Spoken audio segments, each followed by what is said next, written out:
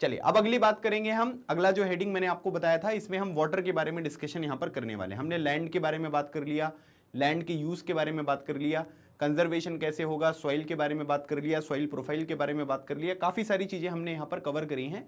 अब हम यहां पर मेनली बात करने वाले हैं वाटर के बारे में, ठीक है। So water is a vital renewable natural resource, ठीक है। यहां पर क्या है कि ये नेचर हमको प्रोवाइड करता है, इसलिए नेचुरल रिसोर्स हम इसको कहते हैं। और दूसरी बात, अगर हम इसका सही तरीके से प्रयोग करेंगे तो बहुत कम टाइम में जो है ये आपको रिप्लेनिश पे यहां पर होता हुआ दिखाई देगा, ठीक है। तो ये रिन्यूएबल रिसोर्स यहां पर है, लेकिन वाटर कंजर्वेशन करना बहुत जरूरी है, अदरवाइज जो ये रिप्लेनिश यहां पर होगा दोबारा ये चीजें हमको अवेलेबल देखने को मिलेगी, इसमें काफी टाइम आपको देखने को मिल सकता है।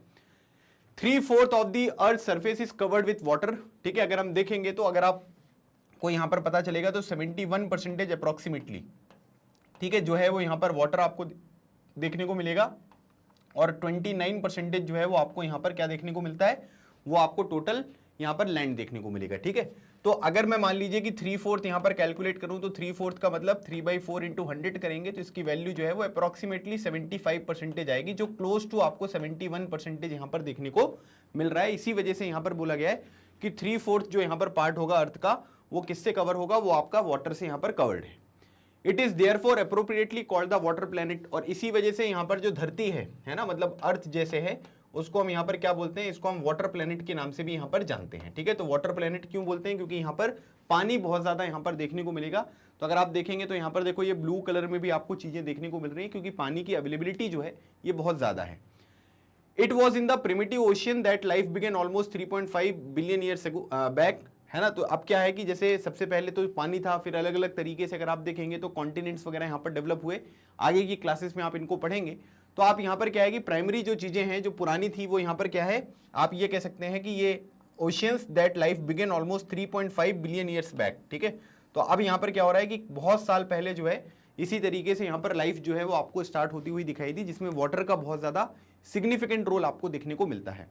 Even today the oceans cover 2/3 of the earth's surface and support the rich variety of plant and animal life, ठीक है। तो आज के टाइम पीरियड पर मैंने आपको जो है वो वाटर के यूजेस यहाँ पर बताई है ना।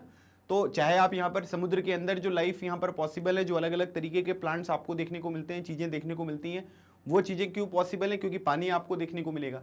तो इसी वजह से यहाँ पर आपको बताया जा रहा है कि the ocean cover 2/3 of the earth surface and support a rich variety of plant and animal life, मतलब हम सब के जीवन में, जो दूसरे एनिमल्स हैं उनके जीवन में, प्लांट्स के जीवन में, आप ये कह सकते हैं कि वाटर की जो इंपॉर्टेंस है ये आपको बहुत बड़े स्केल पर यहाँ पर देखने को मिलती है। अगर पानी नहीं होता तो शायद जीवन जो है वो यहाँ पर नहीं होता, और ये चीज जो हम यहाँ पर डिस्कस कर रहे हैं ये भी पॉसिबल यहाँ पर नहीं हो पाती, ठीक है। तो पानी जो है वो काफी इंपॉर्टेंट रोल प्ले करता है।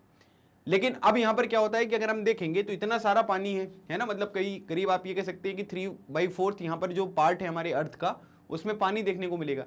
लेकिन फिर भी अगर आप देखोगे तो वाटर की शॉर्टेज बहुत ज्यादा है ना। इसका मतलब यहाँ पर क्या हुआ कि देखिए जो पानी यहाँ पर अवेलेबल है ना, उनमें से कई सारी चीजें जो हैं जिनको हम डायरेक्टली यहाँ पर यूज नहीं कर पाते हैं, ठीक है। जैसे समुद्र के पानी के बारे में अगर हम बात करेंगे, ओशियन वाटर के बारे में बात करेंगे, तो ये क्या है, ये सलाइन है। सलाइन का मतलब यहाँ पर क्या होता है कि आपको ये पता है कि अलग अलग तरीके की जो नदियां हैं, चाहे वो भारत में हो चाहे किसी दूसरी कंट्री में हो, है ना, वो यहाँ पर कहाँ पर उनका माउथ होता है, माउथ मतलब जहाँ पर रिवर्स खत्म होती हैं, तो वो अपने साथ बहुत सारा सॉल्ट हो गया, बहुत सारा सिल्ट हो गया, ये सब चीजें लेकर आती हैं, जिसकी वजह से क्या होता है कि ओशियन की जो सैलिनिटी है वो यहाँ पर इंक्रीज होते हुए आपको दिखाई देंगे, मतलब ओशियन आपको सैलाइन होते हुए देखने को मिलते हैं, and not fit for human consumption. और इसी वजह से यहाँ पर क्या होता है कि जो समुद्र का पानी होता है उसको यहाँ पर ह्यूमन यहाँ पर कंज्यूम नहीं करते हैं।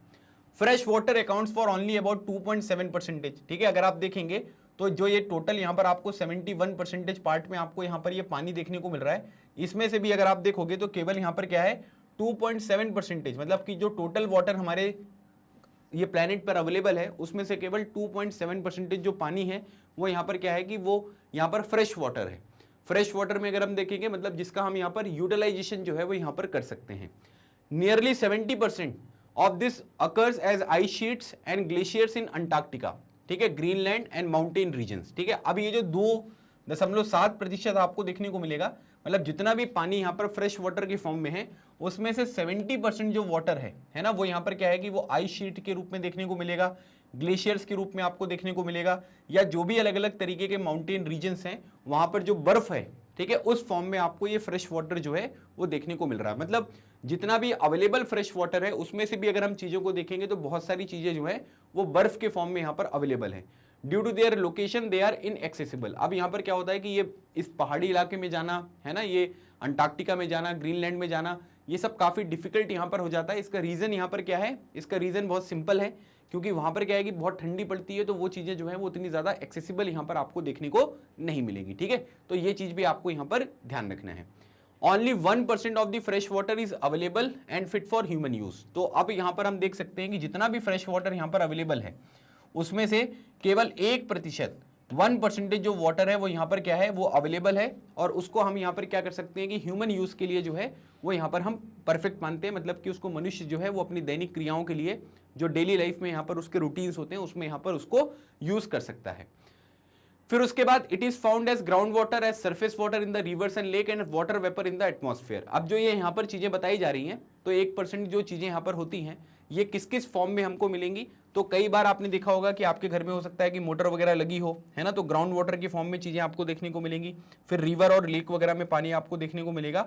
और वाटर वेपर, वाटर वेपर क्या होता है कि जैसे मान लीजिए कि ये आपका कोई रिवर है, ठीक है, यहाँ पर आपको इस तरीके से वाटर देखने को मिल रहा है। अब जब यहाँ पर क्या होता है कि टेम्परेचर आपको देखने को मिलेगा, है ना, मतलब जो भी टेम्परेचर यहाँ पर है, अगर वो मान लीजिए कि इंक्रीज होता है, तो टेम्परेचर जब यहाँ पर इंक्रीज होगा तो इवेपोरेशन होगा, है ना। इवेपोरेशन होने की वजह से यहाँ पर क्या होता है कि जो मॉइस्चर वाला कंटेंट होता है, ठीक है, वो आपको यहाँ पर एटमॉस्फेयर में देखने को मिलेगा, है ना, जिसको हम एक दूसरे नाम से भी जानते हैं यहाँ पर क्या, जिसको हम ह्यूमिडिटी के नाम से जानते हैं, है ना। मतलब कि यहाँ पर कितना वाटर वेपर है जो आसपास की एयर में आपको प्रेजेंट देखने को मिलेगा, वो चीज यहाँ पर ह्यूमिडिटी कहलाती है। तो यहाँ पर क्या हुआ, ये मॉइस्चर आपको देखने को मिल रहा है। तो मॉइस्चर जब यहाँ पर है तो ये चीज भी यहाँ पर क्या होता है कि फ्रेश वाटर के फॉर्म में ही आपको अवेलेबल देखने को मिलता है। तो जितना भी पानी यहाँ पर अवेलेबल है, ठीक है, उसमें से केवल 1% पानी ऐसा है जो फ्रेश वाटर की फॉर्म में है और जिसको हम यूटिलाइज कर सकते हैं। वैसे तो 2.7% जो है वो फ्रेश वाटर आपको देखने को मिलेगा, लेकिन हम उन चीजों को जो है वो यूटिलाइज नहीं कर पाते, क्योंकि उनमें से बहुत सारा पानी जो है वो बहुत ठंडे इलाकों में बर्फ के रूप में आपके अवेलेबल देखने को मिलेगा। लेकिन जो चीजें ग्राउंड वाटर में है, जो चीजें आपको रिवर्स में देखने को मिलेगी, लेक्स में आपको देखने को मिलेंगी, जो वाटर वेपर के फॉर्म में चीजें अवेलेबल है, उन्हीं सब चीजों को हम यहाँ पर क्या कर सकते हैं कि यूटिलाइज कर सकते हैं। इसीलिए यहाँ पर बोला जाता है कि इतना पानी होने के बाद भी केवल जो उपयोग करने वाला पानी है वो केवल 1% आपको यहाँ पर देखने को मिल रहा है। ठीक है, चलिए एक इंपॉर्टेंट फैक्ट है जो आपकी बुक पे दिया हुआ है कि 1975 में अगर हम बात करेंगे, 1975 the consumption of water for human use was 3850 cubic kilometre per year. It soared then 6000 cubic kilometre per year in the year 2000। मतलब आप ये कह सकते हैं कि पहले जो ह्यूमन है ना, उसका जो कंजम्पशन यहाँ पर था, आप ये कह सकते हैं कि कम था पानी का। लेकिन आज के टाइम पीरियड पर अगर आप देखोगे तो जो कंजम्पशन है, लोग जो यहाँ पर पानी का यूज करते हैं ईयरली बेसिस पे, यहाँ पर ये वैल्यू आपको बताई गई है, तो वो यहाँ पर क्या है कि वो आपको ज्यादा देखने को मिल रही है। ठीक है, तो मतलब पानी का यूज जो है वो लगातार बढ़ता हुआ देखने को मिल रहा है। ठीक है, तो ये पॉइंट आपको ध्यान रखना है।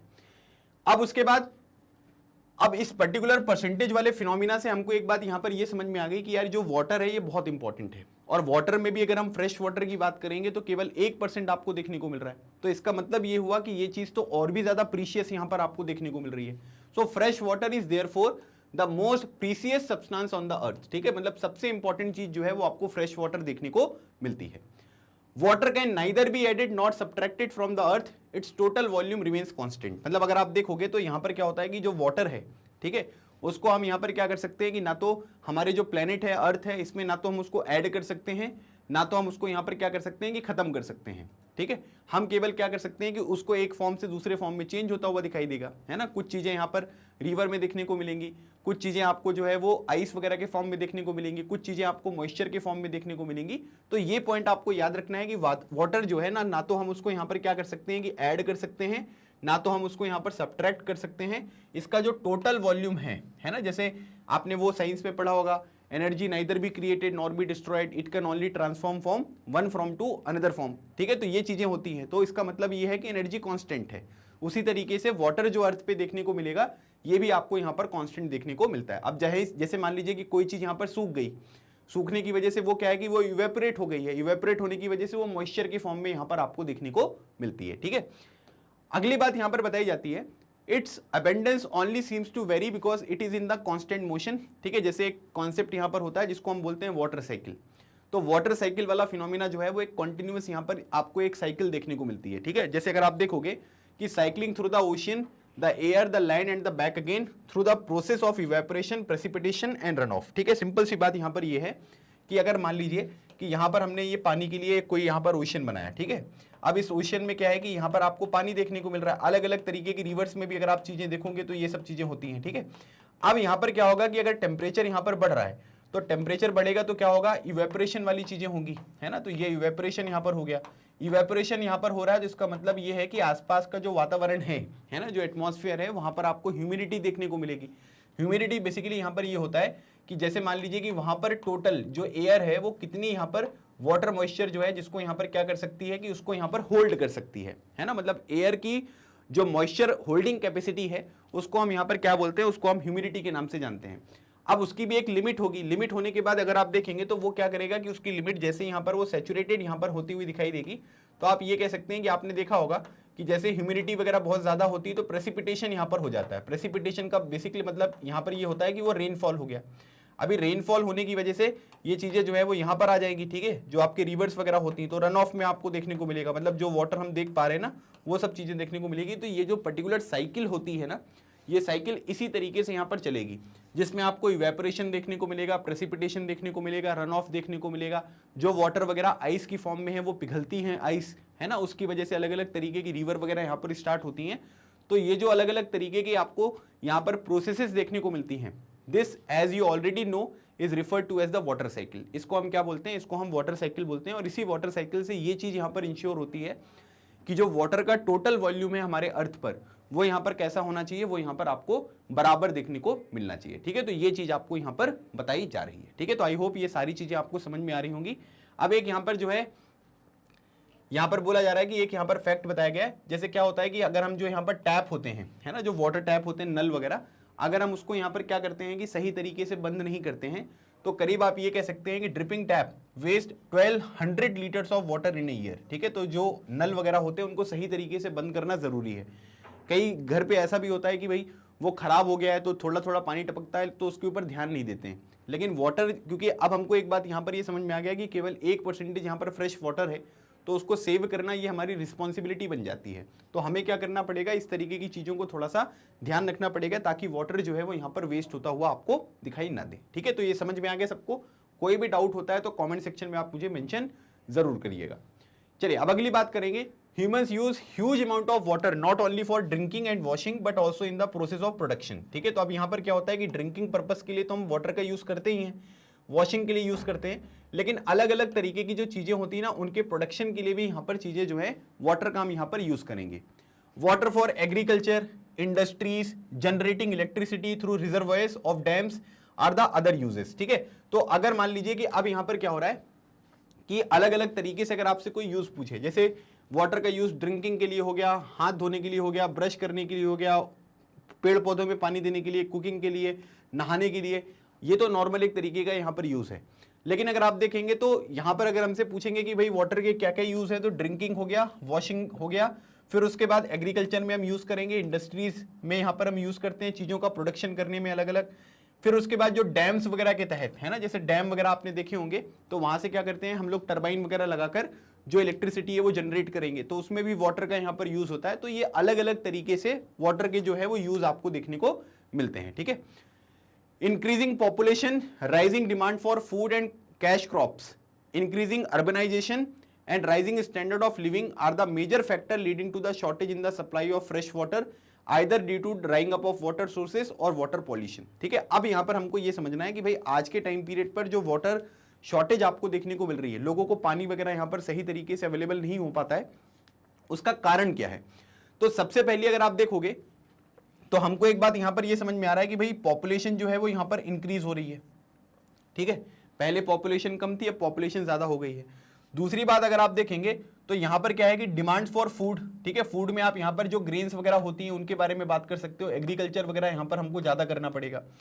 कैश क्रॉप्स वो क्रॉप्स होती हैं जिनको बेचकर हमको पैसे मिलते हैं, ठीक है। जैसे कॉटन कल्टीवेशन हो गया, अभी कॉटन का यूज हम खाने के लिए तो करते नहीं है, हम क्या करेंगे, उस चीज को बेचेंगे, उससे हमको पैसा मिलेगा, ठीक है। तो कैश क्रॉप्स यहां पर हो गई। तो अब क्या होता है कि कोई भी एग्रीकल्चर अगर आप टेक्निक यहां पर फॉलो करते हैं तो हमको एक बात ये समझनी है कि जो यहां पर ओवरऑल पानी वगैरह यहां पर खर्च होगा उसका उपयोग हमको ज्यादा करना पड़ेगा, ठीक है। फिर उसके बाद अर्बनाइजेशन का मतलब यहां पर यह हुआ कि अब अगर आप देखोगे तो सिटीज बहुत अच्छी तरीके से डेवलप हो रही हैं, ठीक है। जैसे आपके आसपास के एरिया में पहले कुछ एरिया पे गांव देखने को मिलेंगे, लेकिन आज के टाइम पीरियड पर भी वहां पर भी बड़ी बड़ी बिल्डिंग्स वगैरह जो है वो खड़ी हो गई हैं। तो प्रोडक्शन जब यहां पर किसी चीज का होता है, कंस्ट्रक्शन वगैरह की जो एक्टिविटीज होती हैं उनमें भी पानी का बहुत ज्यादा प्रयोग देखने को मिलता है। राइजिंग स्टैंडर्ड्स ऑफ लिविंग, ठीक है, लोगों का यहाँ पर जो लिविंग स्टैंडर्ड्स है ना वो भी यहाँ पर बहुत बढ़ गया है, ठीक है। अब यहाँ पर क्या है कि पहले लोग यहाँ पर नहाते थे, अब उनको पूल में भी जाना है ना, अलग अलग तरीके से पिकनिक बनाने भी जाना है, तो वहां पर भी वो लोग वाटर वगैरह के साथ जो है वो अलग अलग तरीके की एक्टिविटीज में यहाँ पर इन्वॉल्व देखने को मिलेंगे। फिर कार धोना, बहुत सारे अलग अलग तरीके की चीजें होती है जहां पर पानी का लगातार जो यूज है वो यहाँ पर आपको बढ़ता हुआ दिखाई दे रहा है। तो ये कुछ यहाँ पर क्या है कि ये मेजर फैक्टर्स हैं जिनकी वजह से क्या हो रहा है कि फ्रेश वाटर की जो सप्लाई है ना, उसमें आपको शॉर्टेज देखने को मिलेगी। या फिर आप ये कह सकते हैं कि या तो जो अलग अलग तरीके के वाटर सोर्सेस हैं जहां से पानी मिलता था वो सूख गए हैं, या तो वाटर पॉल्यूशन की वजह से यहाँ पर क्या है कि इनकी डिमांड को हम यहाँ पर फुलफिल नहीं कर पाते हैं, और इसी वजह से यहाँ पर क्या है कि वाटर की जो सिचुएशन है वो हमारे देश में या पूरी दुनिया में जो है वो आपको बहुत ज्यादा खराब देखने को मिल रही है। अगर अभी से हम यहाँ पर नहीं सुधरेंगे तो आप ये कह सकते हैं कि भविष्य में इसकी वजह से और भी बहुत सारी प्रॉब्लम्स जो हैं वो आपको देखने को मिल सकती हैं, ठीक है। तो ये यहाँ पर थोड़ा सा वाटर की प्रॉब्लम के बारे में चीजें जो हैं वो मेंशन करी गई हैं।